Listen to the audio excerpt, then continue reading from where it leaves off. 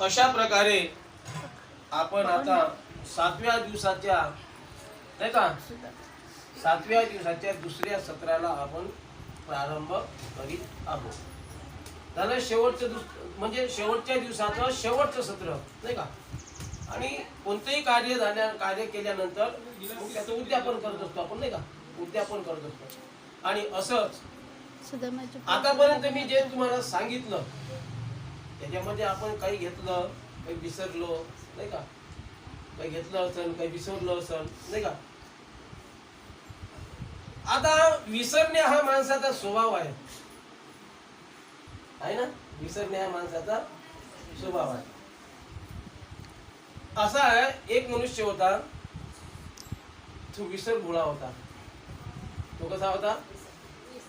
आता काही काही लोक असे काही गोष्टी अशा विसरतात का ज्या नाही विसरायला पाहिजे त्याही गोष्टी विसरतात। आता हा गेला बाजार, यानं बायकोले सांगितलं बाजारात जा, बाजार घेऊन ये बा। हे गेलं ना बाजारामध्ये। आता हे बाजारात गेलं, हे बाजारात गेला पण आपण कशासाठी आलो हे विसरून गेला। मग हे बाजारातून या टोकावून त्या टोकावर त्या टोकावून इकडे फिरत होता कशासाठी। आता संध्याकाळी होत आली, याची बायको म्हणते हा नाही आला, हा पहिलेच विसरभोळा आहे नाही का। मग इकडे दोन पाय तिकडे दोन पाय, हे एका पायावर गोबीवाल्याच्या दुकानासमोर उभं होतं, एका पायावर होतं। का म्हणे तुम्ही इथं कसे काय, तुम्हाला कशाला पाठवलं होतं? तू कोण आहे म्हणे, तू कोण आहे म्हणे। अरे तुमची बायको, मी ओळखलंच नाही म्हणे तुला म्हणे।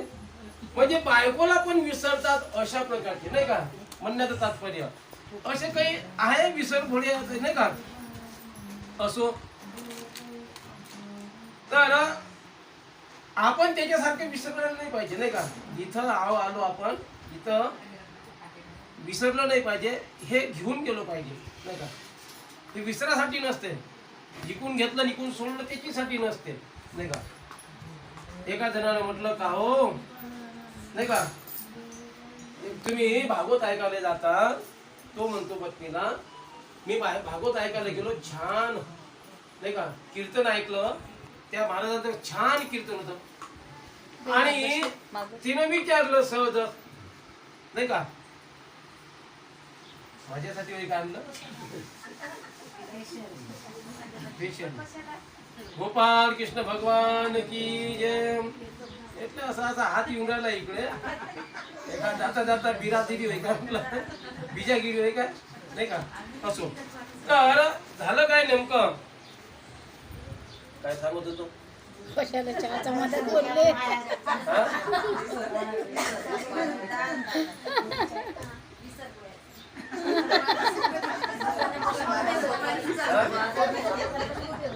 नाही ते तर झालं, ते झालं, तेही सांगितलं। कसा चहा, चहा असा आहे, हा महाराज आणि विसरायला लावते, तुम्ही तर पेता त्याने नाही का। हा चहा दाखवल्याबरोबर महाराज ढुलून गेला, विसरून गेला। आणि त्याला तुम्ही दररोज निकोटीन, कॅफेन, निकोटीन, वालाटाईन प्रकारचे 9 विषारी घातक द्रव्य आहेत त्याच्यामध्ये, 10 विषारी घटक आहेत त्याच्यामध्ये। परंतु ते जे घटक आहेत ते घटक माणसाच्या आतल्या शरीरावर घात करतात। तुमचं शरीर जोपर्यंत स्ट्रॉंग आहे ना, शोषण्याची तुमच्याकडे प्रतिकार शक्ती आहे ना, तोपर्यंत तुम्हाला काही इजा पोहोचत नाही। पण ज्या वेळेस तुमचं वय उतरत होते ना, त्यावेळेस वालाटाईल, कॅफीन नाही का जे आहेत, अशा प्रकारचे कोकीन असे जे पदार्थ आहेत त्याच्यामध्ये, ते तुमच्या एका पार्टवर काय करतात माहिती आहे का, आघात करणं सुरू करतात उतरत्या वयामध्ये। मग तुम्हाला कोणता, तुम्हाला डायबिटीस होईल, ज्याला शुगर म्हणतो आपण, तुम्हाला अटॅक होईल, तुमचा कोणता तरी अवयव निकामी होईल। अशा प्रकारचे एकूण 9 त्याच्यामध्ये घटक विषारी असतात। पण दररोज तुम्ही जे विष पेताना त्याचा जे इन्शुरन्स होत नसल्यामुळं मोठ्यात मोठा रोग म्हणजे तुमचा डायबिटीस आहे. हा तुमचा कव्हर नाही झाला तर याच्यापासून तुम्हाला अपंगत्व येऊन लो तुमची शुगर जर झाली ना, तुमचे हातपाय गेले कामातून, लफवा मारते माणसाला, नाही का? तुम्ही प्या नका पिऊ म्हणे त्याच्याबद्दल नाही, पण तो चहा माझ्यापर्यंत येत होता, मी दाखवला मला म्हणून मी त्यावर बोलत होतो. त्यावर तुमची इच्छा, नाही का? नाही का? आणि आमचे बापूजी सांगत होते, पुन्हा आणलाच का माझ्या कॉफी कॉफी बना गोपाल कृष्ण भगवान चुप रे, भांडण नका करू, मी झपकन मारन. आमचे बापूजी सांगत होते का चहा पिणार आहे जे आहेत ना, आपल्या घरी तुम्ही सांगता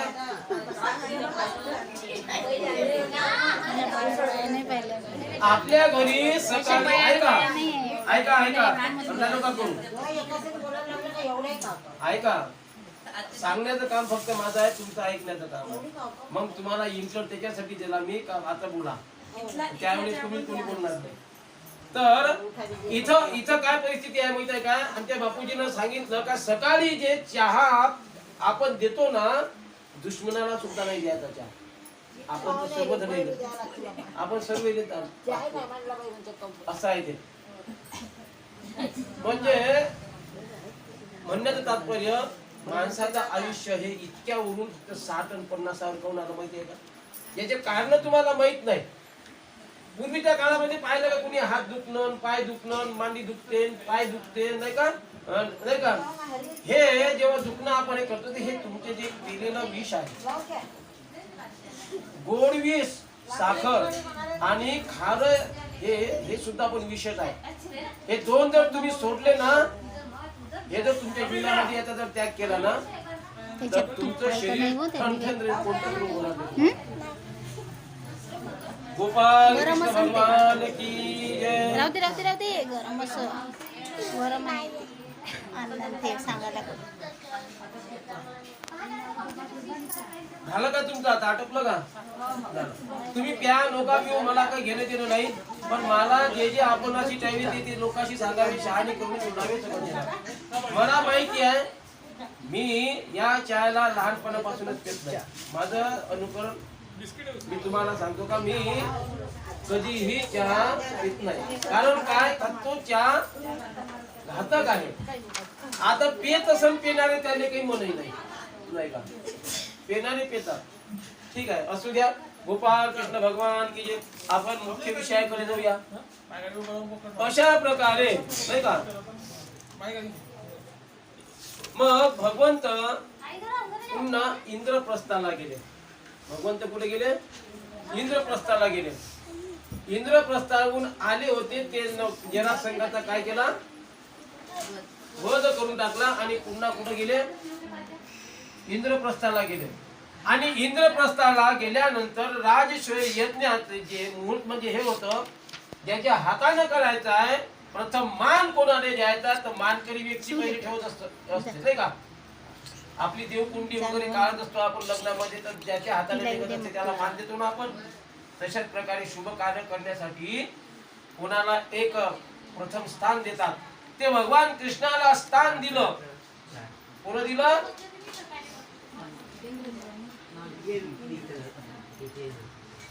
कोण दिलं? युधिष्ठिराने दिलं. कोण दिलं? राजाने दिलं, नाही का?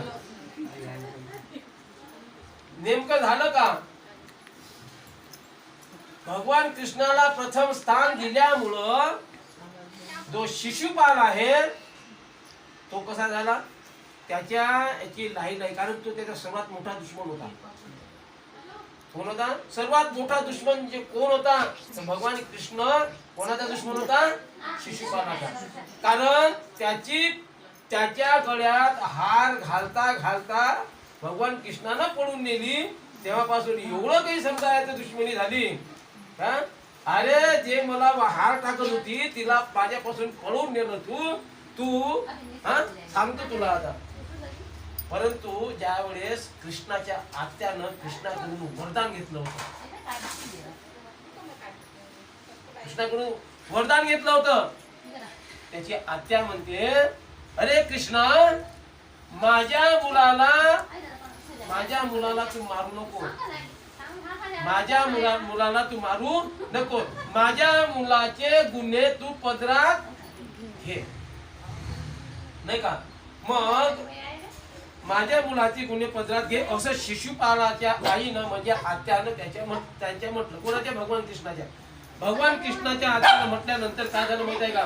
तर भगवान कृष्ण म्हणतात, आत्या, मी त्याचे गुन्हे माफ करेन, परंतु शंभराच्या वर एक गेला का माफ करणार नाही. आता तिला असं वाटलं का ही एवढे थोडे गुन्हे करणार आहे की 100 गुन्हे करणार आहे का? करण तर करण, एखादा गुन्हा करण, नाही का? मग त्याने ठीक आहे, तर झालं काय नेमकं? मग त्या समारंभामध्ये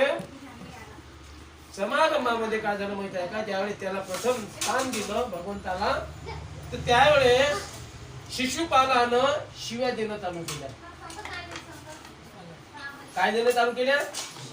आता शिव्या मला काही येत नाही, आता तुम्ही आहे त्याच्यामध्ये पारंगत, नळावर पाणी भरलं नसेल तुम्ही, इथं असे कोणतीच व्यक्ती नाही की नळावर पाणी भरलं नसेल. तर नळावर पाणी भरणाऱ्या स्त्रीला काही डिक्शनरी शोधायची गरज सांगा मग. आता शिव्या महाराज याच्यापासून कोसून दूर आहे, हो नाही का? नाही, त्या शिव्या ऐकासाठी आता त्या शिव्या नाही, कारण आता घरोघरी समजा नळ झाले त्याच्यामुळे, पण वार्डामध्ये एक नळ असायच्या, बाया त्या नळावर जायच्या, एकमेकीचे भांडे फेकून द्यायच्या. त्यावेळेस ते भांडण पाहायचं, त्यावेळेस असं भांडण चाललं तिचे, अरे सोडून द्या, नाही का? भांडे तर मारत डोक्यावर एकमेकीच्या असं. तर आता त्या शिव्या मला येणार नाहीत, पण मी त्या शिव्याचं सांग, नाही का? ज्या दिल्या असं त्या दिल्या असं, पण 99 पर्यंत गेल्या. कुठपर्यंत गेल्या? 99 पर्यंत शिव्या गेल्या. आणि गेल्यानंतर त्यांनी सतर्क केलं. कोणाला सतर्क केलं? शिशुपालाला सतर्क केलं. शिशुपाला, आता सांभाळ तू स्वतःला, नाही का? हे शिशुपाला, तू आता सांभाळ स्वतःला. याच्यानंतर एक बी दिला टोला तर तू इथून गेला, नाही का? तर त्यानं कमी नाही केली. त्यासारखा तर पळकुट्या नाही म्हणे, तू एवढा बदमाश आहेस म्हणे, त्यासारखा जगात बदमाश नाही म्हणे, तू चोट्टा आहेस म्हणे. चोट्टा म्हटल्याबरोबर 100 झाले, नाही का? आणि एक फक्त हू दिली आणि भगवान कृष्णानं आपलं चक्र काढलं, नाही का? चक्र काढल्यानंतर त्या शिशुपालावर टाकल्यानंतर त्याची गर्दन अलग केली, शिशुपाल खाली पडला. आता दंतवक्र त्याचाच भाऊ होता, एवढं प्रेम भावावर होतं का सोडून द्या, कारण दंतवक्र हा त्याचाच भाऊ होता. 3ऱ्या जन्मातली गोष्ट होय. कोणाची? जय विजयाची 3ऱ्या जन्मातली. 3ऱ्या जन्मात आलो आपण आता त्याच्या, इथून त्याचा उद्धार होणार आहे. शिशुपालाने मारलं म्हणजे जयले मारलं, हा विजय होता लहानवाला. दंतवक्र हा त्याच्यावर झाला ना, हा शिवाय द्यायला लागला ना, हा शस्त्र घेऊन गेला. जसं शस्त्र घेऊन गेला तसंच भगवंतानं काय केलं, आपलं सुदर्शन त्याच्याकडे वळवलं आणि त्याचंही काय केला तिथं सांग, त्याचंही उद्धार म्हटलं म्हणजे तिचा वध करून टाकला. आणि त्याच्यानंतर ते जय आणि विजय कुठे गेले? स्वर्गामध्ये भगवंताच्या द्वारपाल तिथल्या तिथे निघून गेले. अशा प्रकारे त्यांचा तिथचा वध करण्यात आला, नाही का? अशा प्रकारे मग त्याच्यानंतर भगवंत द्वारकेला गेले. तिथून निघाले, त्यांचा कार्यक्रम झाला संपन्न. तिथून कुठे गेले? द्वारकेला गेले. द्वारकेला गेल्यानंतर काय झालं माहित आहे का? त्यांचं जे आहे थाटामाटामध्ये त्यांचं स्वागत करण्यात आलं. भगवंत आहेत ना ते, भगवंताचं थाटामाटामध्ये स्वागत करण्यात आलं. आणि रांगोळ्या काढल्या गेल्या, चांगली गुढिया तोडणे उभारल्या गेलं, असं त्यांचं स्वागत करण्यात आलं. असं तिथं नंतर काही दिवस गेल्यानंतर काय झालं माहित आहे का, त्यांची जी मित्रमंडळी होती नाही का, लहान मित्र म्हटलं, लहानपणची मित्र म्हणजे आठवण येते नाही का, तुम्हाला येत असं आठवण, तुमचे कोणीच नाही मित्र मैत्रिणी आमचे मित्र, पण तुमच्या मैत्रिणी असेल ना, नाही ना, आठवण येते ना नाही का, आपण एकत्र खेळत होतो नाही का, आणि नाही का आठवण येते माणसाला. जेव्हा मी तुम्हाला सांगतो, जेव्हा जेव्हा तुम्हाला दुःखाची प्राप्ती झाली, माणसाला सुखाचा हा अभिलाषी हा जीव आहे माणसाचा, जेव्हा जेव्हा तुम्हाला दुःख समजा घरामध्ये मला मन रमत नसत, त्यावेळेस आपल्या पूर्वार्धात जायचं, आपल्या बालपणात जायचं, आणि बालपणामध्ये आपण कसं कोणासोबत खेळत होतो हे आठवायचं, म्हणजे तुमचं जे मन जे आहे, जे दुःखमय पडदा आहे, तो हटून जाऊन तुम्हाला सुखाची प्राप्ती होते, म्हणजे तेवढा क्षण निघून जातं तुमचा, हे आठवायचं. माणसानं बालपण हे नेहमी आठवलं पाहिजे, बालपण नेहमी आठवलं पाहिजे माणसानं. हा, तर ते बालपणात जायचं आणि बालपणामध्ये जो आस्वाद आहे तो आस्वाद घ्यायचा नाही का. तर अशा प्रकारे काय झालं माहित आहे का, भगवंताचा जो बालपणचा मित्र होता नाही का, ज्याला लंगोटियार म्हणतात, तो लंगोटियार भगवंताचा, त्याचं नाव होतं सुदाम्या, सुदामदेव. आता याच्या घरी हा दरिद्र कसा झाला हा काल सांगितलं मी तुम्हाला नाही का, हा ब्राह्मण होता पण हा दरिद्री का झाला हे काल सांगितलं नाही का.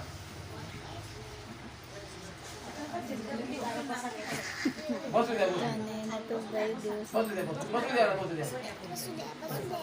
अडवलं, आणि द्वारपालांनी अडवल्यानंतर ते जाऊ देत नाहीत, आणि काय म्हणतात मग, अरे द्वारपालो, अरे द्वारपालो कन्हैया से कह दो, अरे द्वारपालो कन्हैया से कह दो, किधर पे सुदामा करीब आ गया है, किधर पे सुदामा करीब आ गया है, अरे द्वारपालो कन्हैया से कह दो, किधर पे सुदामा करीब आ गया है, भटकते भटकते न जाने कहाँ से, भटकते भटकते न जाने कहाँ से, तुम्हारे महल के करीब आ गया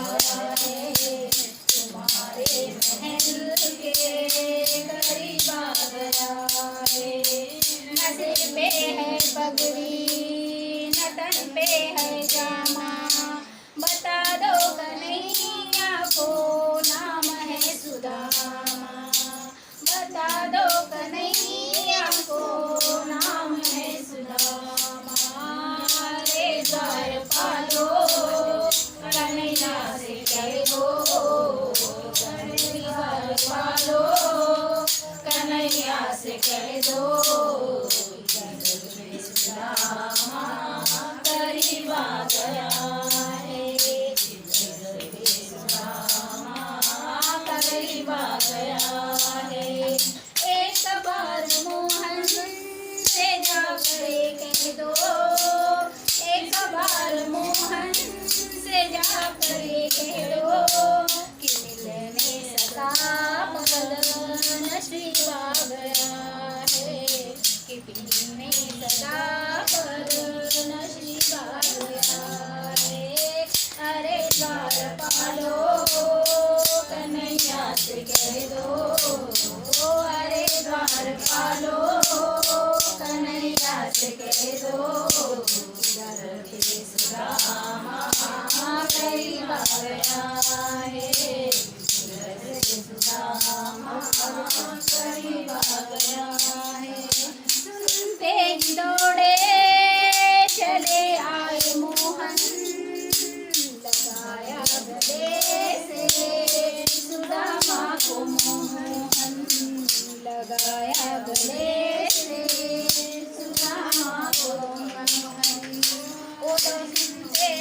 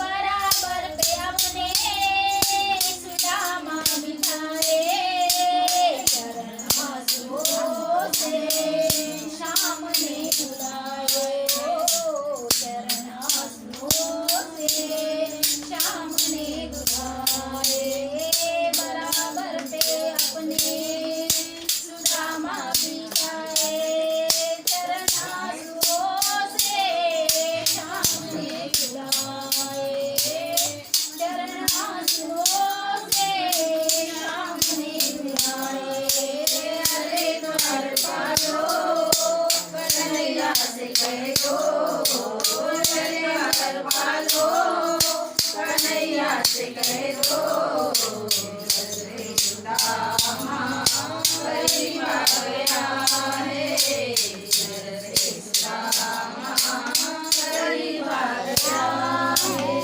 न घबराओ प्यारे जरा तुम सुदामा न घबराओ प्यारे जरा तुम सुदामा खुशी का समा तेरे करीब आ गया है खुशी का समा तेरे करीब आ गया है अरे द्वार पालो कन्हैया से कह दो अरे द्वार पालो कन्हैया से कह दो अरे सुदामा करीब आ गया है अरे सुदामा करीब आ गया है गोपाल कृष्ण भगवान की जय. अशा प्रकारे सुदामदेव कुठे गेले? द्वारपालांना विनंती करत आहेत. अरे द्वारपालो कन्हैया से कह दो हाँ दर पे तुम्हारे कोणाला गरीब आ गया. काय गरीब नाही गरीब आ गया. कारण सुदामदेव गरीब आहे. हाँ? गरीब आ गया. गरीब नाही कोणी करी करी गरीब म्हणजे गरीब नाही. तर अशा प्रकारे सुदामदेव गेल्यानंतर परंतु ते द्वारपाल सांगत नव्हते. अरे ते वेशच तसा होता का निरा एखाद्या भिकाऱ्याचा वेश असणार का कोणीतरी भिकारी असेल म्हणून त्यांना हाकलून देण्याचे प्रयत्न करतो. परंतु तिथून ती जाण्याच्या ह्याच्यात नाही. अरे कुणी जाणं फक्त एवढं सांगा का मी सुदाम इथंसा फक्त भेटीसाठी आलो. आता लोकांनी त्याला काय केलं का मूर्खामध्ये काढलं. अरे हा एवढा मोठा द्वारकाधीश आणि हा मित्र म्हणते हा काहीतरी एक पागल गिगल वाटते म्हणून असं. पण आता असं करता करता करता करता काय झालं माहित आहे का भगवान कृष्णाला तर पहिलेच माहित आहे नाही का मूर्ती येऊन राहिली म्हणून. परंतु पहा काय झालं माहित आहे का ज्या वेळेस मग आता लवकर आली असेल समजा काही ते माहितच नाही ना. पण आता पोहोचला बा असं काही माहितच नाही ना का येईलच बा आपल्या घरी. पण ज्या वेळेस कोणतरी एक त्यांचा मुनीम होता त्या मुनीमने जाऊन सांगितलं का बा अमका अमका असा असा तुमचं नाव घेते का तो माझा मित्र आहे बाण आणि मी सुदाम आहो सुदाम देवा एवढेच फक्त शब्द म्हटले. मुखातून त्याला एवढे शब्द म्हटले का सुदाम देव म्हटल्याबरोबर भगवान कृष्णानं चपला पायात घातल्या नाही ना कोणाने सांगितलं नाही. आणि असे तिथून आसनावरून उठल्याबरोबर धावायला लागले का नाही तुम्हाला सांगू तरी काय. असे धावायला लागले त्या मंत्र्यांना येऊन टक्कर मारून पळत होते. कोणी दासीला टक्कर मारून तिथून पळत होते आणि पडल्यानंतर उठत होते पुन्हा पळत होते नाही का. परंतु त्याच्या अगोदर असं वाटलं सुदामदेवाला का बाबा आपल्याच्यानं समजा म्हणाचं आपण इथं आलो आपल्याच्यानं भगवंताची काय होईल अपकीर्ती होईल नाही का. मी दरिद्री आहो आणि माझ्याच्यानं याची किंमत कमी होईल यांच्यामध्ये. म्हणून त्यांनी विचार केला का बा आपण जावं नाही समोर नाही का. यांनी आपल्याला हाकून दिलं तर आपण इथून वापस जा.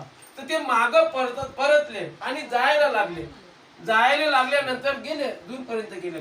पण ज्यावेळेस भगवंत तिथून धावत आले ना एवढे धावत आले का द्वारपालांना विचारलं कुठं आहे. नाही ते आमका एखादा भिकारी होता बाबा आणि तो भिकारी इथून निघून गेला. असं ज्यावेळेस म्हटलं ना तर त्यावेळेस कुणीकडे गेले अमक्या रस्त्याने गेले. भगवंत त्यांचा पाठलाग करत गेले आणि सुदामदेव काळी टेकोट मार्ग पकडत होते. आणि असं करता करता ज्यावेळेस मागून गेले आणि आवाज दिला, हे सुदामा कुठं चाललास तू? आणि माग फिरून पाहते ना तर त्यावेळेस प्रत्यक्ष भगवंताच्या डोळ्यातून अश्रूच्या धारा. किती काळ झाला तो, त्या काळामध्ये मला आता भेट झाली. त्या भेटीसाठी मी आलो आणि भेटीची आतुरता लागली मला. आणि तू इथून वापस चालला नाही का? इतक्या वर्षात किती वर्ष झाली या गोष्टीला, आणि आज तू आला आणि माझ्यापासून फक्त भेट घेतल्यावर चालला, भेट घेता विना चाललास. हा, ज्यावेळेस गेल्यानंतर भगवंतानं त्याला कवटाळलं हो. परंतु सुदाम देवाचे हात कवटाळाला लागले नाहीत. कारण का, माझं एक तर शरीर असं आहे नाही का, आणि मी काय भगवंताला, हा द्वारकाधीश आहे, राजा आहे हा नाही का, आणि भगवंत कृष्ण हा त्यांचा आराध्य होतं. ते कृष्णाचा जप करत होते. सुदामदेव कोणाचा जप करत होते? भगवान कृष्णाचा. सतत त्यांच्या मुखामध्ये सतत भगवान कृष्णाचंच नाव होतं नाही का. आणि मग ज्यावेळेस भगवंताने मिठी मारली, सुदाम तू इथून माझ्या भेटीच्या विना तू चाललास नाही का, कशाचा माझा राग आला का तुला? आता सुदामदेव काय सांगणार आहे? नाही देवा, नाही कृष्णा, तुझा राग नाही आला, परंतु मला असं वाटलं काय आपण मित्राला भेटावं, कारण तुझं ऐश्वर काय आहे. अरे भक्त आणि भगवंत हे ऐश्वर्य नसते पाहत. भगवान कृष्ण म्हणतात, भक्त आणि देवाचं जे नातं असते ना ते शुद्ध नातं असते. त्याच्यामध्ये कोण गरीब आहे आणि कोण श्रीमंत आहे नाही का, नाही पाहत. चाल माझ्यासोबत. आणि घेतलं त्याला.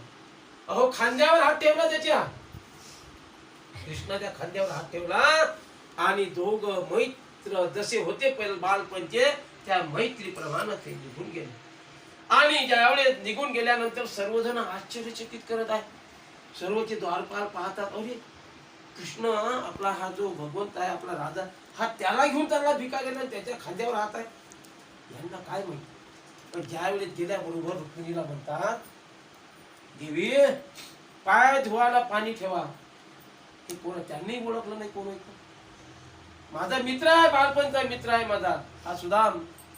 नाव ऐकलं होतं फक्त, कारण भगवंत सुद्धा त्या पत्न्यांमध्ये थोडं नावाचं उच्चारण करत होते. हे सुदाम, असे हे सुदाम, मी आम्हाला असं वाटलं का सुदाम खूप आपल्यासारखे श्रीमंत असतील. नाही, हा माझा मित्र आहे सुदाम. हा पायदळ तिथून आलेला आहे. यांच्या पायाला काटे रुतले असतात तर भगवंतांनी काटे काढायला गेले का नाही, रक्तबंबाळ काय झाले होते सुदाम देवाचे. काटे काढले हो भगवंतांनी. काटे काढता काढता भगवंताचे अश्रू त्या पायावर टपकत होते. एवढं दुःख त्या भगवंताला झालं होतं. आणि म्हणतात, जेव्हा मग पूर्ण पायातले काटे काढल्यानंतर मग लक्ष्मी मातेला म्हणतात, रुक्मिणी मातेला, आता तुम्ही यांचं चरण धुवा. गंगाराणी पाठ आणला, पाटावर त्यांचे पाय ठेवले आणि भगवंत रुक्मिणी माता पाणी टाकत होत्या आणि भगवान कृष्ण हातानं धुत होते हो.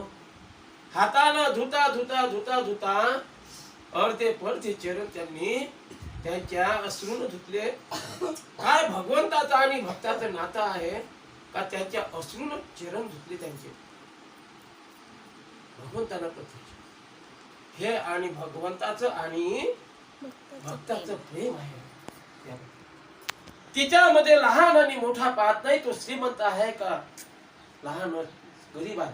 त्यांनी पाय धुतले आणि पाय धुतल्यानंतर आपल्या आसनावर आपल्या शेजारी बसवलं. शेजारी बसवलं भगवंतात आपल्या. आणि सांगितलं का, द्वारपालांना सांगितलं, बाकीच्यांना सांगितलं, मंत्र्यांना का यांना कपडे द्या. त्यांना एकदम पितांबर नेसायला दिला. पितांबर नेसायला दिला आणि पितांबर नेसून भगवंत ज्यावेळेस भगवंताच्या जवळ आले आणि सांगितलं सांगितलं का यांच्यासाठी थकून आलेले आहेत हे, त्यांच्यासाठी मिष्टान्नाचं जेवण करा, पाची पक्वान्नाचे जेवण करा. त्यावेळेस पक्वान्न प्रत्यक्ष मातेनं, ह्या रुक्मिणी मातेनं प्रत्यक्ष स्वयंपाक केला हो.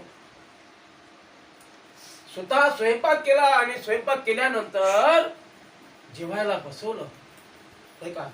सुदाम देवाचं ताट वाढलं, भगवंताचं त्यांच्या शेजारी ताट वाढलं आणि रुक्मिणी माता ही प्रत्यक्ष वाढत होती त्यांना, आणि वाढत होती आणि वाढता वाढता भरपेट आग्रह करू सुदाम देवाला जेवण दिलं. जेवण दिल्यानंतर मग बसवलं पुन्हा नाही का, आपल्या शेजारी बसवलं. आणि शेजारी बसवल्यानंतर झालं काय, नेमकं त्यांच्या जवळ जो दुपट्टा होता, पंचा होता, त्या पंचाला पुटोळी बांधून ते बगलीमध्ये लपवली होती. अशी भगवंताला दिसलं का काहीतरी आपल्यासाठी वहिनीनं दिलं नाही, वहिनीनं काहीतरी दिलं असेल. सुदामा काहीतरी वहिनीनं, एकतर लग्न झालं तर माहित नाही केलं, आता वहिनीनं काहीतरी मला भेट दिली असेल तर मला दे थोडी. सुदाम देव म्हणत होते नाही देवा काहीच नाही दिलं, कृष्णा काहीच दिलं नाही. आणि हे अशी पुटळी लपवत होते. लपवता लपवता भगवंताचं लक्ष गेलं आणि भगवंतानं हिसकण्याचे प्रयत्न केले आणि ती पुटळी हिसकली त्यांच्याकडून आणि पाहिली, सोडली तर त्याच्यामध्ये काय होतं, 3 मुठी पोहे होत फक्त. आणि त्याच्यामधली मुठी घेतल्यानंतर भगवंतानं प्राशन केली. द्वारकेचा ज्याला आपण म्हणजे द्वारकाधीश म्हणतो, ज्याची सोन्याची द्वारका आहे, त्यानं त्या सुदामाच्या आणलेले पोहे आहेत त्याच्यातली मुठी घेतली आणि अशी जेव्हा प्राशन केली, खाल्ली ना ती, तेव्हा काय दिलं, काय माझ्यासाठी वहिनीनं माझ्यासाठी काय उपहार दिलेला आहे, असं करून भगवंताच्या डोळ्यातून अश्रूच्या धारा लागलेल्या आहेत. आणि भगवंत म्हणून राहिले काय माझ्यासाठी एवढी अमूल्य भेट दिलेली आहे, आजपर्यंत मी अशी स्वीकारली नाही कोणाची, आज मला खायला मिळालेली आहे.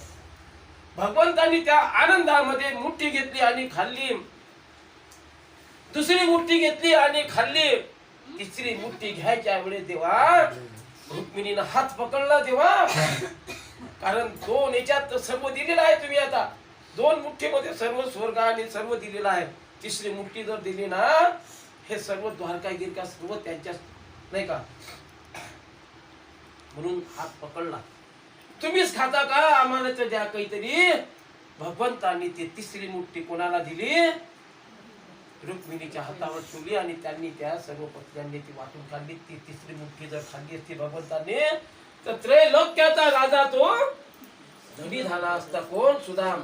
म्हणून रुक्मिणीने हात पकडला देवा, एवढा आहे घेशी त्याची देशी, ऐसा असची उदार नाही का. जे घेतलं ना भगवंतानं असा उदार असते का, त्रैलोक्याचा राजा त्याला करायला चालले होते, परंतु रुक्मिणीनं हात पकडला देवा, हे सर्व देऊन द्याल तर ठेवाल काय तुम्ही, तुमच्यासाठी काय रे. म्हणून त्यांनी हात पकडला आणि सांगितलं का आम्हाला तरी द्या ना. ते एक तिसरी मुठ्ठी त्यांच्या हातावर दिली आणि अशा प्रकारे आणलेली भेट स्वीकारली देवा त्यांनी.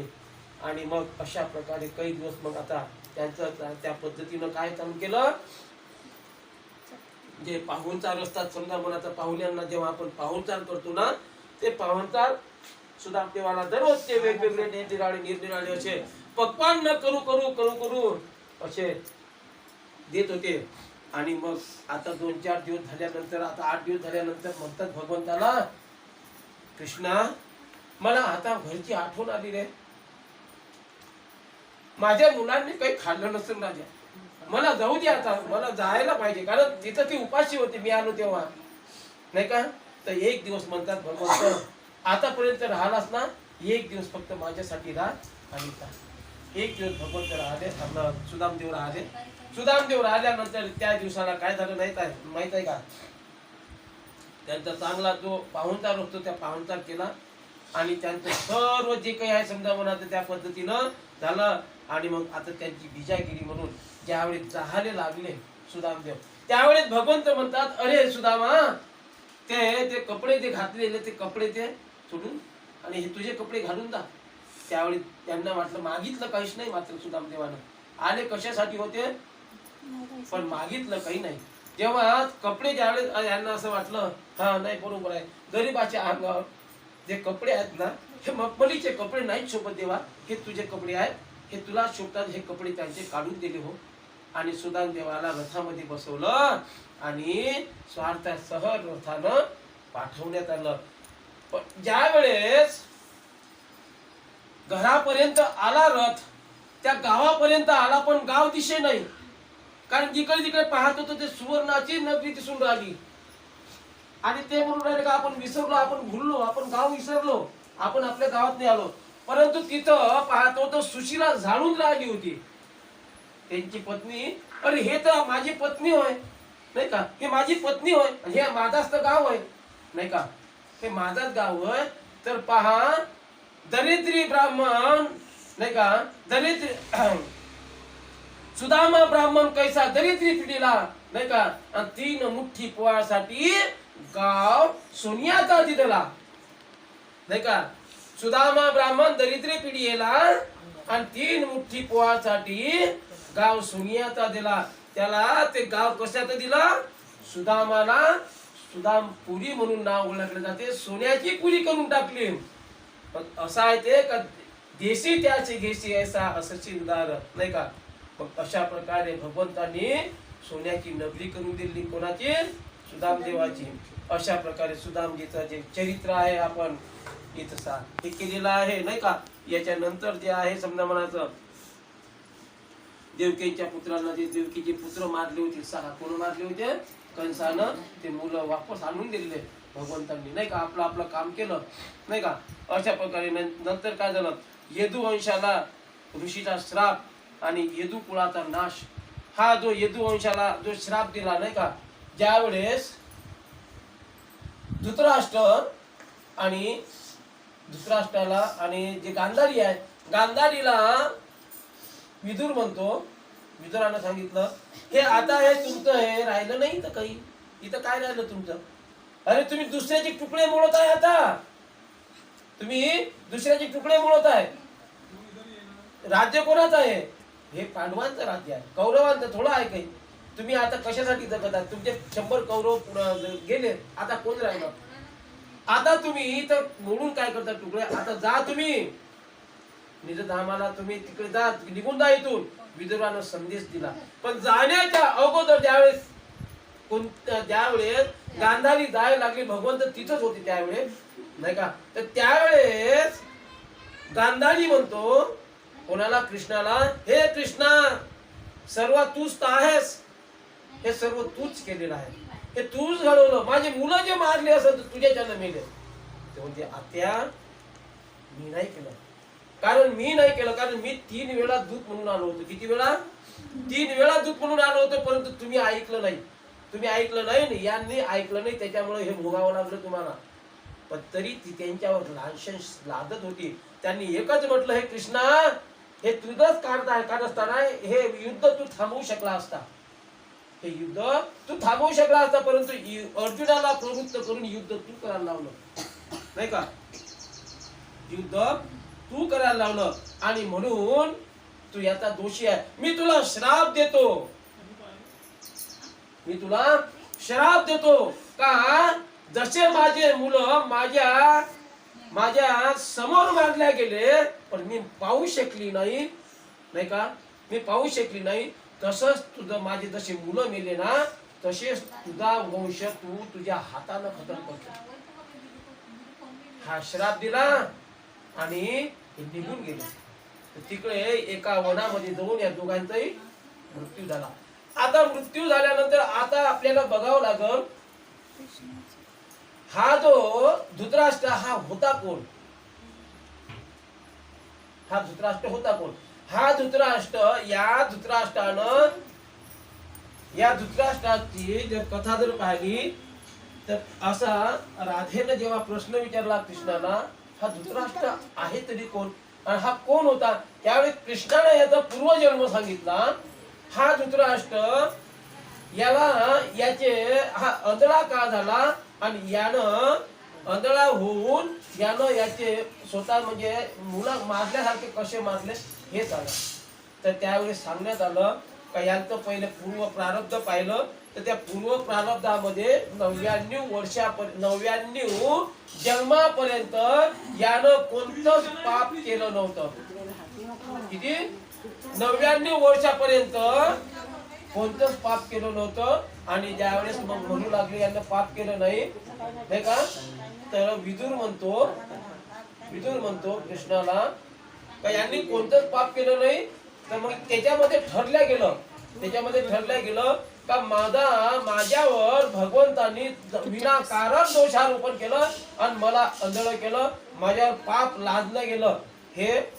आणि ब्रह्मादेवाचं हे जे लिखित आहे मी खोटं पाडतो, या प्रकारे धृतराष्ट्र म्हणू लागला. पण विदुर काय म्हणतो, यांचं 99 जन्माचं झालं नाही का. धृतराष्ट्र म्हणतो का मी पाप केलंच नाही ना, मग माझ्या वाट्याने हे का आलं बाबा. पण त्यावेळी विदुरानं म्हटलं का याचा पुन्हा आणखी समोर जा. त्यावेळेस 100व्या जन्मामध्ये झालं काय माहित आहे का तुम्हाला. हे कथा थोडीशी तुम्ही हे करा का तुम्हाला कळेल याच्यातून काय बोलाल. तर 100व्या जन्मामध्ये जेव्हा वृत्तांत पाहिला तर 100व्या जन्मामध्ये यानं पाप केलं होतं. ते कोणतं पाप केलं होतं ते बघा. ज्यावेळेस एक तिथं माहिती का, हा भिल्लांचा राजा होता. कोण? धृतराष्ट्र. 100व्या जन्मामध्ये हा भिल्लांचा राजा होता. पण एवढा सात्विक होता का याच्यासारखा राजा झालाच नाही सात्विक 100व्या जन्मामध्ये पण. मग आता काय झालं, आता त्याच्या राज्यामध्ये एक भिल्लीन होती आणि एक भिल्ल होता. पण यांना काय होतं, यांना मूलबाळ कोणतंच नव्हतं. मग त्याच्यामुळं काय झालं, हा भिल्ल काय करत होता, शिकारीला जात होता, तिकडून शिकार करून आणत होता आणि आपलं उदरनिर्वाह करत होता. तर असं करता करता काय झालं माहित आहे का, एक दिवस ती भिल्लीन नाही का तिथं तांदूळ निसत असताना तांदूळातले 2-4 दाणे असे बाहेर चिमण्या होत्या म्हणून टाकले. तर त्या चिमण्या ते दाणे खाण्यासाठी आल्यानंतर काय झालं माहित आहे का, मग तिला ते दररोजच मग ते दिसायला लागले का त्यातले दाणे थोडे टाकायचे. तर त्या चिमण्या यायच्या आणि तिथं मग आता एवढा लढा लागला त्या चिमणीचा, ते दररोज त्या चिमणीला दाणे टाकायचे. आता असं करता का त्या चिमण्या तिच्या अंगावर बसायच्या खेळायच्या. पण तिला असं माहित पडू दिलं नाही का आपल्याला कोणी मुलगा आहे किंवा मुलगी काही आहे. मुलं नाही तर आपल्याला, पण तिनं काय केलं, मग येईलच मुलं मानलं. कोणाला? त्या चिमणीला आपली संतान मानली तिनं. मग ते दररोज ते तांदूळ काही घ्यायची टाकायची, ती आपल्या अंगावर बसायची, ते अंगावर बसून उडायची, तिच्या जवळ खेळायची, पूर्ण तिच्या समोर खेळायचे. तिला आनंद वाटायचा, आपली मुलंच होता. असं करता करता एक दिवस तिचा नवरा शिकारीला गेला आणि ती चिडिया ज्या होत्या तिथं चिडियाला असा बाण मारा तेवढा ती काय म्हणते, अहो ते आपली मुलं आहेत ना, त्याला मारता का तुम्ही. मग त्या दिवसापासून त्यानं शिकार करणं सोडून दिली आणि हे राजाला सांगायला गेला काय आजपासून मी शिकार सोडली, काहीतरी कष्ट करून मी खाईल नाही का. मग असं करता करता काय झालं माहित आहे का, मग त्यानं ठरवलं का माझी इच्छा आहे का जगन्नाथपुरीला दर्शनाला जायचं भगवंताला.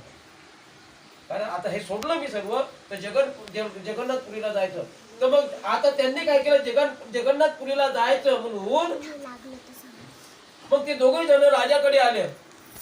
त्यांनी सांगितलं, त्यानं ठरवलं, परंतु आपण ती काय म्हणत होती पत्नी, जगन्नाथपुरीला तुम्ही जा म्हणे, मी करणारा व्यक्ती तरी पाहिजे कोणीतरी. तर पालन पोषण करणारा व्यक्ती फक्त एकच आहे, तो फक्त राजा भिल्लांचा. तो सर्वांचं पोषण करू शकते, पण आपण त्याच्याकडे जाऊ, तो व्यवस्था करेल. गेले दोघे जण गेल्यानंतर त्यांनी सांगितलं, हे राजे महाराज, यांनी आता म्हणजे आखेट करणं सोडलं, शिकार करणं सोडलं. त्यांनी म्हटलं हा बरं झालं, भिल्लाचा जन्म तर याच्यासाठी होत असते, पण तुम्ही सोडलं ना, फार चांगलं झालं. बरं, मग आता आमची इच्छा आहे का बा आम्ही जगन्नाथपुरीला जायचं असं ठरवलं. दादा तुम्हाला किती पाहिजे, आपल्या कोशागारामधून घेऊन जा, धन किती पाहिजे तर तुम्हाला नाही का. ते म्हणजे आम्हाला धन वगैरे नाही पाहिजे. मग आम्हाला धन नाही पाहिजे, तर आमची इच्छा, आम्ही गेल्यानंतर आमची जी मुलं आहेत त्या मुलांचा सांभाळ करण्यासाठी तुमच्याकडे आणली मुलं. मग मुलं कुठं आहे, आता त्यांनी ते 2 पिंजरे भरून आणले होते, हो ते पिंजरे ठेवले तिथं जा. मग तुमचे मुलं कुठं आहे म्हणे नाही का. मग मुलं कुठं आहे, तर मुलं हे माझी मुलं, हे तर पक्षी आहे. मग यांना आम्ही मुलं मानलेलं आहे, यांना काय केलं, मुलं मानलेलं आहे. नाही का. बरं ठीक आहे त्याला सांगितलं जे आहेत समजा मनाचे ते सेवक आहेत ते सेवकाला सांगितलं हे घे आणि याची योग्य ते प्रकारे काळजी घेऊन आणि यांचं चांगलं उपाशी नाही राहिले पाहिजे, दाना पाणी बरोबर योग्य वेळेवर घेऊन जा. नेल्यानंतर काय झालं माहित आहे काय केलं, आता त्या राजाला काय झालं माहित आहे का, अपचित रोग झाला. अपचित रोग म्हणजे ते खाल्लेलं पचत नव्हतं, त्याला खाल्लेलं पचत नव्हतं. दिवसामागोदर दिवस गेले राजा निराला असा झाला. आता मरणात त्या शाळेमध्ये गेला तो, पण त्याची काळजी जो स्वयंपाकी असते का नाही त्याला पडली का मी एवढे पक्वान्न करून घालतो पण राजाने पोचत नाही, काय करावं. तर त्याच्या सोबत्यानं काय केलंय, घारे म्हणे असं करणं म्हणे, ह्या पिंजऱ्यामध्ये काय म्हणे पक्षी आहे म्हणे, त्या पिंजऱ्यात काय म्हणे पक्षी आहे, एक पक्षी म्हणे काप म्हणे आणि राजाने खाऊ घाल म्हणे, हो म्हणे. तर समजा त्यानं तसंच केलं, त्या पिंजऱ्यातला एक पक्षी काढला आणि कापला, त्याची केली समजा हे जे काही तरकारी भाजी केली आणि राजाने खायला दिलं. राजाने त्या दिवशी उलटी झाली नाही, राजाने नाही झाली. मग राजाने झाली नाही तर मग यायला काय वाटलं, राजा आता खायला लागला, हे खाते दुसरं काही पद्धत नाही. मग त्यांनी दररोज एक पक्षी कापणं सुरू केला आणि राजाला आहार देणं चालू केला. दररोज असं करता करता करता करता त्याच्यामधले सर्व पक्षी संपून टाकले आहे. मग तिकडून आले ते जगन्नाथपुरीवरून, कोण ते भिल्ल आणि भिल्लाची पत्नी. आल्यानंतर राजाला सांगितलं तुम्ही दासांना माझ्यासाठी प्रसाद आणला. मग यांनी प्रसाद आणला, प्रसाद दिला. आता आम्ही आलो म्हणे, सुखरूप आमचं दर्शन झालं, आम्ही इतके दिवस राहिलो म्हणे, आम्हाला असं वाटलंच नाही म्हणे, नाही का आमच्या मुलापासून वेगळे जरी राहिलो असं, पण आम्हाला माहित आहे म्हणे का आमचे जे मुलं आहेत ना हे आम्ही आमच्याजवळ असल्यासारखेच आहेत, एवढं पालन पोषण करणारा. हा ठीक आहे म्हणे, आता तुमचं आले म्हणे तुम्ही तुमचे आता मग आमचे मुलं द्या म्हणे. तुम्ही मुलांना ज्यावेळेस हे केलं रे याचे मुलं घेऊन या पिंजऱ्यामध्ये. आता जो जात होता तो वापसच येत नव्हता. किती जणांना पाठवलं राजानं वापस, शेवटी मंत्र्याने पाठवलं, मंत्र्याने सांगितलं आणि जा माझे मुलं घेऊन त्यांची मुलं घेऊन या. ज्यावेळेस घ्यायला गेले ना तर त्या रसोया सोयीत सोबत आले. रसोयानं सांगितलं का तुमचे जे मुलं आहेत ना ते राजानं खाल्ले, का तुम्हाला अपच रोग झाला होता तो तुम्हाला एक कापून घातलं मी तर तुम्हाला तुम्ही त्याच्यावर समजा खाण्यामध्ये तुम्हाला अपच रोग तुमचा दुरुस्त झाला. मग एक दररोज एक पाखरू आम्ही एक चिमणी तुमच्यासाठी आणत होतो आणि तुम्ही त्याच्यावर असे करून किती होती ती माहिती आहे का, 100 होते. 100 किती पक्षी होते, 100 पक्षी कोण खाल्ले, राजानं खाल्ल्यामुळं. तर त्यांनी श्राप दिला दोघांनी श्राप असा दिला, जसे आमचे मुलं तू खाल्ले ना तसेच पुढच्या जन्मामध्ये तुझे 100 मुलं तू खाशील, तुझ्या हाताने मृत्यू होईल त्याचा. तर तो होय धृतराष्ट्र या जन्मामध्ये द्वापार युगामध्ये आणि झालं काय नेमकं, तर यानं काय केलं होतं की तुझ्या डोळ्यानं तू बघणार नाहीस, तुझे जसे आम्ही आमच्या डोळ्यानं बघू शकलो नाही, आमची मुलं आमच्या दृष्टीच्या म्हणजे आळ तू मारले खाल्ले ना तसेच तू सुद्धा तुझ्या दृष्टीच्या तुला दिसणार नाही, ते मेलेले तू पाहू शकणार नाही. म्हणून तो आंधळा झाला आणि त्याचीच मुलं त्याच्याच हातानं मारल्यासारखे मारले. तो होय धृतराष्ट्र पूर्व्या जन्मातला. गोपाल कृष्ण भगवान की जय. आलं लक्षात तुमच्या, असं आहे ते. हा वय धृतराष्ट्र तेव्हा त्याचे 100 एवढा चांगला होता तो धृतराष्ट्र, 100 जन्माचा पाहिलं तेवढा दोष होता, ते दुसऱ्याच्यानं दोष झाला होता असा. म्हणून आपण आता समोर यदुवंशाचं जे आहे समजा ते पाहू. यदुवंशाला श्राप दिला होता कोण दिला होता, गांधारीनं दिला होता. गांधारीनं कसा दिला होता श्राप, का जसे माझे मुलं तू मारले ना युद्धामध्ये तसंच तू जो कुळ तू स्वतःच्या हाताने काय करशील, विध्वंस करशील. म्हणून भगवंतांनी एक ठरवलं होतं, कारण आपल्या आत्याचा श्राप हा पूर्ण करायचा होता. म्हणून त्यांनी एकच केलं, यदुवंशाचा नाश कसा केला. पहिले उद्धवाला सांगितलं, उद्धवा तुला इथं जायचं आहे काय, मी निजधामाला जाऊन राहिलो. उद्धव काय म्हणते, उद्धव म्हणते नाही देवा मी तुमच्या सोबत, कारण मी तुमचा सखा तुमच्या जवळ खाल्लं बसलो एका याच्या पूर्ण झोपलो आपण, तो आते मांबूत होता उद्धव नाही का. तर नाही, तसं नाही. मी शपथ, त्यांनी ती शपथ आहे, ती शपथ पूर्ण करायची आहे. तुला जायचं असं, तू आपल्या स्वतःच्या याला निजामाला चालला नाही, तू प्रभात वासाला, आहे का? मग हा नाही म्हणजे खूप विलाप केला आणि शेवटी जावं लागलं, नाही का? मग उद्धव तिथं फक्त एकच सात्विक व्यक्ती होती, उद्धव फक्त. भगवंताला खूप प्रेम होतं उद्धवाचं, पण तो निघून गेला. मग हे राहिले आता या यादवांना शोक लागले होते. कोणते? व्यसनधारी झाले होते हे यादव. भगवंताची मुलं पण व्यसनधारी बनले होते. कारण तो श्राप होता कोणाचा? गांधारीचा श्राप होता. तर त्याच्यामुळं त्यांना काय झालं माहित आहे का? ते मातल्या गेले होते. मग काय झालं नेमकं? तर भगवंताला निजामाला जायचं होतं, म्हणून यांनी पहिले आपलं किती 56 कोटी यादव होते. किती होते? 56 कोटी यादव निजधामाला कसे घालायचे?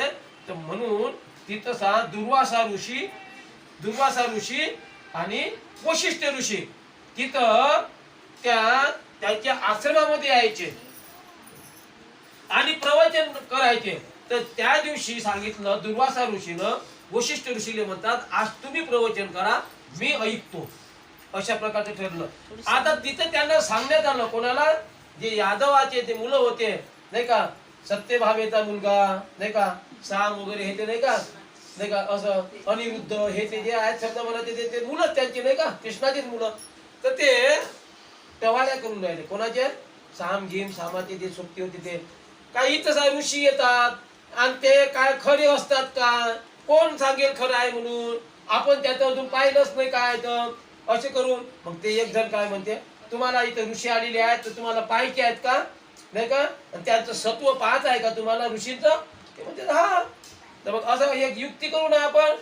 जो साम आहे, नाही का? तो साम आहे कृष्णाचा मुलगा, नाही का?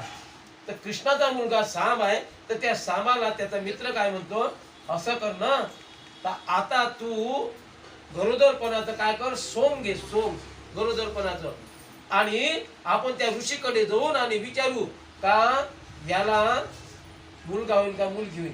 मग यांनी मस्त कपडे नेसले, नाही का? सामनं मस्त पत्नी म्हणजे पत्नीचा वेश धारण केला आणि चांगलं. मग आता पोटाला एक फडके बांधून पोट उंच केलं आणि सांगितलं, गेले त्यांच्याकडे आणि सांगतात, मुनिवर. आता यांना असं वाटलं का आता हे ऐकासाठी आले प्रवचन, नाही का? बसा. कोण म्हणतात? आपले वशिष्ठ बसा. आम्ही ऐकासाठी थोडा आम्ही आलो. हे कृष्णाची सून आहे, भगवान कृष्णाची. तर हिला सांगा तुम्ही, हिला मुलगा होईल का मुलगी होईल? दुर्वासा ऋषी पहिलेच क्रोधित आहे, क्रोधायमान आहे. त्यांचं नाव सुवासा होतं. दुर्वासा ऋषीचं नाव काय होतं? सुवासा होतं. त्या शाप देण्यामुळं त्यांचं नाव दुर्वासा पडलं. त्यांनी पाहिलं ध्यानामधून का हे तर आपल्यासारखं टवाळी करून राहिले, हे तर मस्करी करत आहे आपल्यासाठी. आणि आल्यानंतर जो त्यानं बरसलं ते सांगितलं आणि अरे तुम्ही नालायक हो, मदन मस्त झाले तुम्ही, दारू व्यसन पिऊन तुम्ही इथं आले, जा तुम्हाला शाप देतो. तुम्ही म्हणतात ना का मुलगा होईल का मुलगी होईल? मुलगाही होणार नाही ना मुलगी होणार नाही, आणि मुसळ जन्माला येईल म्हणे हिच्या पोटी. संताचा श्राप आहे हा, संताचा श्राप आहे. मुसळ आणि गेले तर किती मुसळ आता वाढू लागले ते मुसळ दिवसांदिवस. हे समजलं उग्रसेनाने सांगण्यात आलं. उग्रसेन कोण होता? हा कुठला? मथुरेचा राजा होता. हा कोणाचा बाप होता? कंसाचा बाप होता, देवकीचा बाप होता, नाही का? तर त्याला तो राजा करून दिला ना. मथुरा दिली कोणाला? उग्रसेना. मथुरा दिली उग्रसेना, कंसाचा पाठ हे करून. तर मग झालं काय नेमकं माहित आहे का? त्यांनी सांगितलं उग्रसेनानं, जर कोणाला जर काही माहित पडलं ना, त्याचा इतिहास शिरकलम करण्यात येईल. कृष्णापर्यंत ही गोष्ट माहित होऊ देऊ नका, ती गुपित ठेवा.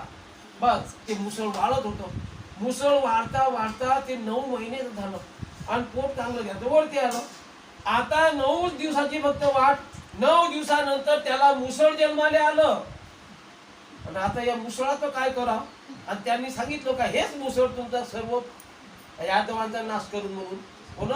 ऋषीनं सांगितलं होतं. दुर्वासा ऋषीनं श्राप दिला होता.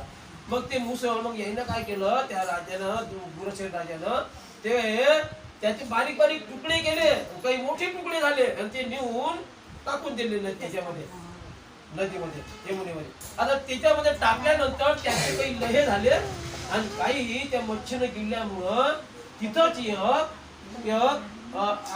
आपला जरा नावाचा जो भिल्ल होता त्याच्या बापानं ती मच्छी पकडली एक दिवस. आणि मच्छी पकडल्यानंतर तिला चिरल्यानंतर तिच्या पोटामध्ये काय निघाले? तुकडे निघाले. कायचे? कशाचे? त्या तिनं गिळला होता ना ते मुसळ, ते मुसळाचे तुकडे, ते मुसळाचे तुकडे निघाले. आणि त्यानं काय केलं माहिती आहे का? त्या भिल्लानं ते काढले तिच्या पोटातले आणि त्याचा एक बाण तयार केला.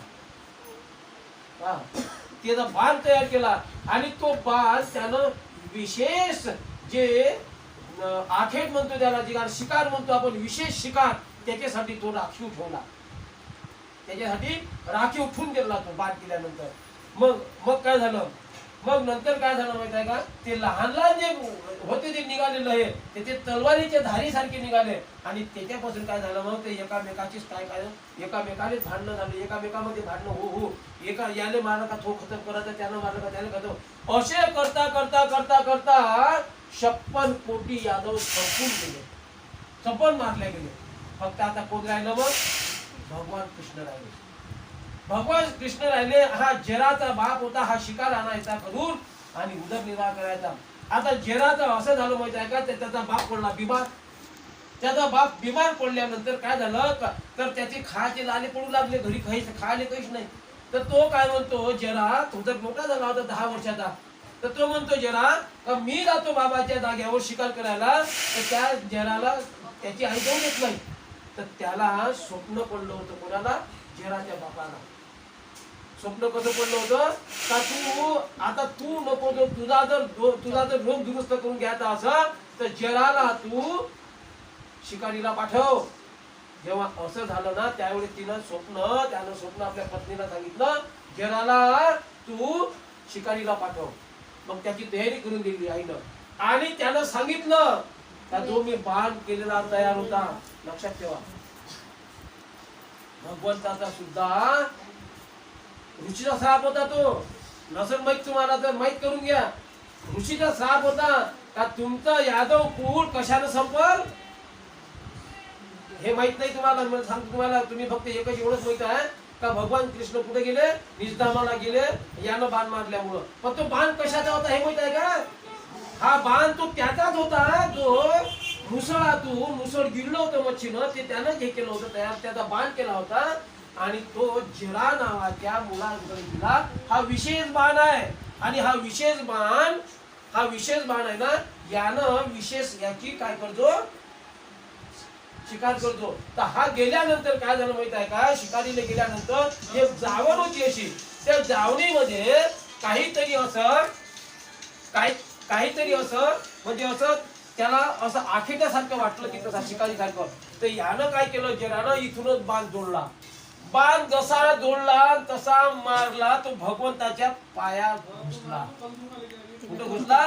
पायात घुसला. त्यांनी आवाज केल्याबरोबर ज्यावेळेस जरा तिथं गेला ना त्यावेळेस पाहत होतं भगवान कृष्ण होय. तर मग तेव्हा सांगतात, अरे माझ्याच्यानं मला माफ करा देवा, माझ्याच्यानं खूप मोठा गुन्हा झाला. आणि भगवान कृष्ण म्हणतात त्या जराला, तुझा गुन्हा नाही, कारण माझा मृत्यू तुझ्या हाती होता. कारण तुझा जीव मी घेतला होता राम अवतारामध्ये. आता आलो आपण राम अवतारामध्ये. कसं का तू हा होता कोण? जरा. हा जरा कोण होता? तर मागच्या जन्मामध्ये त्रेतायुगामध्ये हा वाली होता. वालीला असा वरदान होतं, जो कोणी त्याच्या समोर जात होतं तर त्याचं अर्धबल त्याला मिळत होतं आणि त्याचं बल त्याच्याकडे तर होतं. रावणाला 3 वेळा यानं शक्तीला बांधून नेलं. तर वालीनं रावणाला जो कैलास उचलला, रावणानं भगवंत महादेवाचा कैलास सहित उचललं. त्या रावणाला वालीनं शपटाला गुंडाळून नेलं आणि आपल्या अंगद नावाच्या मुलाच्या पाळण्यावर झोकत ठेवलं 6 महिने. किती? 6 महिने ठेवलं होतं. तो वाली, त्या वाल्याचा मृत्यू तसा नसता झाला. त्यांना जर त्याच्या समोर जर भगवंतांनी वध कसा केला माहित आहे का वालीचा? झाडाच्या आड लपून, झाडाच्या मागे लपले आणि तिथून बाण सोडला. कारण ते जर त्याच्या आमने सामने आले असते तर तो श्रीरामच्या हातानं मेला नसता.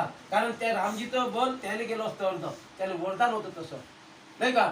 तर मग त्याच्यामुळं मग तुझा काही, तू म्हटलं होतं मला का माझा गुन्हा नसताना प्रभू मला तुम्ही मारलं, तर तेव्हा मी तुला म्हटलं होतं का या जन्मामध्ये माझ्या हाताने तुझा मृत्यू झाला, येणाऱ्या द्वापार युगामध्ये मी तुझ्या हाताने मरेल. म्हणजे हा जरा कोण झाला? वाली होता, हा जरा झाला. आणि जराच्या हातानं कोणाचा? भगवान कृष्णाचा काय झाला? तिथं निजधामाला निघून गेले. गोपाल कृष्ण भगवान की जय. भगवंत निजधामाला गेले. सर्व कुळाचा नाश केलेला आहे. 56 कुळ यादव संपून गेलेला आहे. आणि अशा प्रकारे आपण आलो आता शेवटच्या टप्प्यामध्ये. आता मग अशा प्रकारे जे आहेत 4 प्रलय, नित्य प्रलय, नैमित्तिक प्रलय, प्राकृतिक प्रलय आणि अत्यांतिक प्रलय जे आहेत त्याचा आपण इथं विचार करणार नाही, फक्त तुम्हाला सांगितलेले आहेत. आणि जन्म जे आहे ते सर्पक्षेत्र आहे. शेवटच्या क्षेत्रामध्ये टप्प्यावर आलो आपण, कारण परीक्षेचा उद्धार करायचा आहे. परीक्षेचा उद्धार करायचा. याने जन्मजय हा एवढा अत्यंत शूर होता. हा जन्मजय कोणाचा मुलगा होता? परीक्षिती राजाचा मुलगा होता. कोणाचा मुलगा होता? परीक्षिती राजाचा मुलगा. बापाचा वध, बापाचा श्राप मिळाल्यामुळं यांनी लाहीलाही झाली आणि हा पाताळामध्ये गेला. पाताळामध्ये यांनी सर्व शापाचा नाश करणं सुरू केलं. यानं सर्प यज्ञ चालू केला. कृपाचार्याने सांगितलं, महाराज आपण सत्र चालवा, यज्ञ चालवा तुम्ही. कोणतं? का सर्व या विश्वातले साप येऊन तक्षकासहित त्याच्यामध्ये आहुती दिली पाहिजे त्यानं. आणि त्याने त्यावेळेस कृपाचार्यानं केलं. सर्व सर्प येऊन राहिले आणि आहुती देऊन राहिले. मग याच्यामध्ये पाताळामधला जो तक्षक होता, तक्षक सुद्धा यायला लागला. पाताळ हलून राहिलं, यायला लागला. येता येता येता येता काय झालं? त्यानं इंद्र त्याचा मित्र होता. कारण इंद्र हा खांडवन जाळ हा पांडवांचा, तो तिथं मी तुम्हाला सांगितलं होतं, जो शमिक नावाच्या ऋषीच्या जवळ साप आणून टाकला, तो तक्षकानं आणला होता. कारण का पांडवांचं आणि तक्षकाचं खूप मोठं विरुद्ध होतं. का? की खांडवन जाळून राहिला होता. त्याच्यामध्ये तक्षकाचे कोणते वंशज होते, त्याच्यामध्ये ते वंशज मेले नाही पाहिजे म्हणून इंद्राला धाव करत होता. आणि इंद्र मग वरून देवाने सांगत होता पाऊस पाळ. मग तेव्हा पाऊस पडून ती भिजून टाकत होता. असं खांडव 3 वेळा वाचवलं. शेवटी जाळून टाकलं, कारण का त्याच्याशिवाय पर्याय नव्हता ना, इंद्रप्रस्थ बनत नव्हतं ना. मग अशामुळं मग काय झालं माहित आहे का? मग हा यायला लागला तक्षक आणि इंद्राची जेव्हा आराधना केली, अरे मित्र हो मी आता चाललो आहुती द्यायसाठी, माझी आहुती चालली, मला वाचव. त्यावेळी इंद्रानं काय केलं माहित आहे का? त्याला वाचवण्याचे प्रयत्न केले. तेव्हा जन्मजयाला काय म्हणतात कृपाचार्य, अरे राजा जन्मजया, हा तक्षक नाही होऊन राहिला, याने संरक्षण दिलं कोण? इंद्रानं. मग जन्मजय म्हणतो इंद्राचा आहुती द्या, इंद्राची आहुती द्या म्हणते त्याच्यामध्ये. मग इंद्राची आहुती द्यायला इंद्रही डगमगू लागला, इंद्र चालायला लागला. एवढ्यात सांगितलं का आता मी तुझी साथ देऊ शकत नाही, म्हणून इंद्रानं त्या तक्षकाची साथ दिली नाही आणि तो जात. मग त्यावेळेस असा आता त्याच्यात जाव नाही का? त्यावेळेस वशिष्ठ ऋषी आले. आल्यानंतर म्हणतात, हे जन्मजय काय चालू आहे तुझं? हा, याच्यामध्ये गुन्हा कोणाचा आहे? गुन्हा तुझही आहे आणि याचाही गुन्हा आहे. तक्षकालाही दिली चोप, तुझाही गुन्हा आहे नाही का? मग तुझा गुन्हा म्हटल्यानंतर मग त्यांनी शरणागती पत्करली आणि सांगितलं तक्षकाला, तक्षका तुला सांगत आहो मी, कारण तू याच्यामध्ये आता तुला वाचायला लागते, नाही तर तुझा पुरा वंश चालला त्याच्यामध्ये. तर त्यांनी माफी मागितली. माफीमध्ये एक सांगितलं त्यांनी, काय सांगितलं माफीमध्ये? का मी आता जाणून म्हणजे आम्ही कोणाला त्रास देणार नाही, नाही का? आम्ही कोणाला त्रास देणार नाही असं कोण म्हणते? तक्षक म्हणतो. आम्ही कोणाला, कारण तक्षक कोणापासून निर्माण झाले? कश्यपची औलाद वंश आहे, कद्रूपासून झालेले. नाही का, एका इकडे देव झाले, एका इकडे राक्षस झाले, हे 6 आचार्य याच्यामध्ये हे कद्रूपासून झाले. त्यांनी सांगितलं का आम्ही कोणाला त्रास देणार नाही, परंतु आम्हाला कुणी जर आमच्या शब्दावर जर पाय दिला तर आम्ही त्याला सोडणार नाही. अशी त्या वशिष्ठ ऋषीच्या त्यांनी हे घेतलेले आहे. पण आम्ही जाणून बुजून कोणाच्या वाटी जाणार नाही अशी त्या सापांनी काय केलं, हे केली आणि त्यांचं प्रगट केलं. तेव्हा मग त्याला सोडून देण्यात आलं. मग आता जन्मजयानं इकडे फिरला जन्मजय का आता आपल्या बापाला दंश पावणारा हा तक्षक आहे, याच्यापासून वाचवण्यासाठी त्याचं विष आज बघा, हा यानं दंश जरी झाला तर त्याचं विष फक्त पचवण्यामागे 2 जण आहेत फक्त या भूताला होते त्यावेळी. कोण होते? एक कोण विष पचवलं आहे? शंकरजी. आणि दुसरं म्हणजे कश्यप, त्याचाच पुत्र तक्षकाचा, तक्षकाचा बाप कश्यप, नाही का. ह्या दोघांनाच फक्त माहिती आहे का याचा विषाचा प्रभाव हे करणं. तर ते मग आता शंकरजी तर येऊ शकत नाही. कश्यपजीला आमंत्रित केलं कोणा? जन्मजयानं. आणि जन्मजयानं बोलावल्या बरोबर ते लागले. पण हा रूप धारण करणारा होता वेगवेगळं कोण? तक्षक. त्या तक्षकानं काय केलं, आपला बाप येत आहे तिकडून आणि याने थांबलं, रोखलं पाहिजे, नाहीतर माझा त्या ऋषीचा श्राप व्यर्थ जाईल ना, याला रोखलं पाहिजे. म्हणून त्यांनी काय केलं माहिती आहे का, त्यांना एक सोन्याची मोठी पेटी तिथे त्याच्या मार्गावर ठेवून दिली आणि तिथंच ते कश्यपजी आल्यानंतर पाहतात ते, आणि त्या पेटीलाच काय झालं, भुलले तिथं इकडे विसरून गेले. म्हणजे ते मोहाच्या पाशात पाळलं दिले तक्षकानं. आणि इकडे वेळ आल्याबरोबर काय झालं माहित आहे का, तिकडे आरती आणण्यात आली. आरतीमध्ये फुलं होते, त्या फुलामध्ये भुंगा निर्माण झाला आणि त्याने कोणतंही रूप धारण करत होता तो. त्याच्या अगोदरच जे परीक्षिती बसून होते, बसता निजे धामाला निघून गेले, पताही नाही चालला. त्यांनी सांगितलं आता इथं आहे कोण, फक्त शरीर आहे त्यांचं, तो आत्मा तर निघून गेला तिकडे, पहिलेच गेला तो, नाही का. पहिलेच गेल्यानंतर काय झालं माहित आहे का, तर तो मग त्यांनी काय केलं, त्या भिंगुटीच्या रूपामध्ये त्या फुलाच्या हारामध्ये याच्यामध्ये फुलांमध्ये आला. आणि आल्यानंतर तिथंच परीक्षिती राजा बसून होता असा, आणि शुक मुनी त्यांना सांगून राहिले होते. तेवढ्यामध्येच त्यांचा मोठा अकराळ विकराळ रूप धारण केलं त्या तक्षकानं. आणि त्या तक्षकानं बिलकुल असा घास घेतला कोणाचा, परीक्षिती राजाचा. इथंच परीक्षिती राजाचा काय झाला, उद्धार झाला. गोपाल कृष्ण भगवान की जय. मग अशा प्रकारे परीक्षिती राजा 7 दिवसामध्ये उद्धार पावला. तर पहिलेच निघून गेला होता देवाच्या घरी. तिथं काय राहिलं होतं, फक्त शरीर बाकी राहिलं होतं सांगता आणि पहिलेच निघून गेला होता. अशा प्रकारे इथं आपलं हे जे 7 दिवसाचं कथामृत आहे, आमच्या ताई ममता ताई गुप्ता यांच्याकडे हे 7 दिवसाचं सत्र जे होतं आज आपण इथं संपन्न करत आहोत, नाही का. इथं जे काही आहे आपण आतापर्यंतचे जे 7 दिवसामध्ये जे काही तुम्हाला तुमच्या समोर प्रगट केलं आहे, जे अमृत आहे ते आपण प्राशन केलेलं आहे. आणि खरंच मला असं वाटते का माझे जे श्रोते आहेत यांचा उद्धार व्हावा, मी भगवंताच्याकडे त्यांच्या चरणी अशी प्रार्थना करतो, नाही का. आणि आपल्याला पुनश्च मी एकदा सांगून देतो का ज्यांनी गुरु नसन केला